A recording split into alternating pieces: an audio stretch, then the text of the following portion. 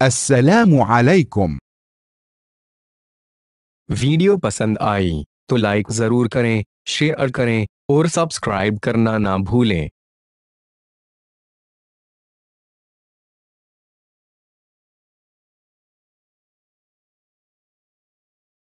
أعلنت وزارة الصحة الفلسطينية في غزة وفاة شاب فلسطيني ليل الأحد الاثنين متأثرا بجروح أصيب بها الجمعة برصاص جيش الاحتلال الإسرائيلي في رفح في جنوب القطاع. أعلنت وزارة الصحة الفلسطينية في غزة وفاة شاب فلسطيني ليل الأحد الاثنين متأثرا بجروح أصيب بها الجمعة برصاص جيش الاحتلال الإسرائيلي في رفح في جنوب القطاع.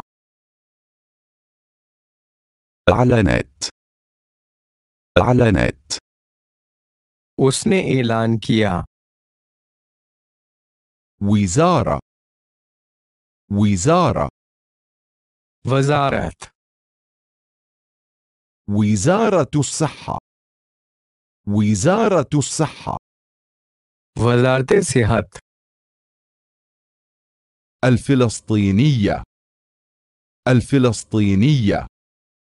फ़लस्तीनी أعلنت وزارة الصحة الفلسطينية फ़लस्तीनी वजारत सेहत ने ऐलान किया। في غزة गज़ा में وفاة वफ़ात شاب فلسطيني फ़लस्तीनी नौजवान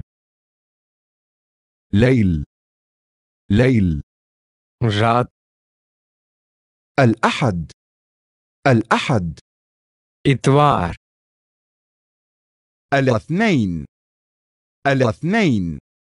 पीर का दिन सोमवार ليل الأحد الاثنين इतवार और पीर की दरमियानी रात।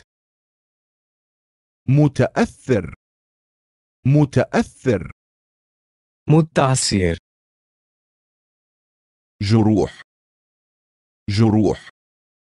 जख्म بجروح जख्मों से जख्मों के साथ أصيب بها الجمعة जुमे को जख्मी हुआ था। رصاص छरा बंदूक या राइफल की गोली। برصاص गोली से جيش الاحتلال काबिज फौज جيش الاحتلال الإسرائيلي इसराइली काबिज फौज في رفح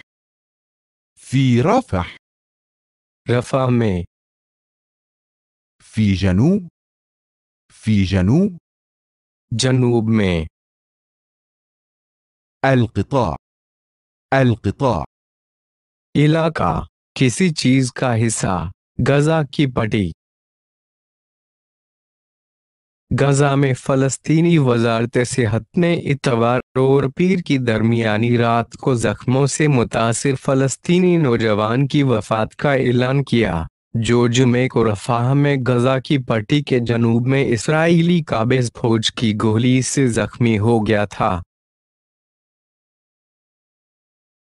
أعلنت وزارة الصحة الفلسطينية في غزة وفاة شاب فلسطيني ليل الأحد الاثنين متأثرا بجروح أصيب بها الجمعة برصاص جيش الاحتلال الإسرائيلي في رفح في جنوب القطاع.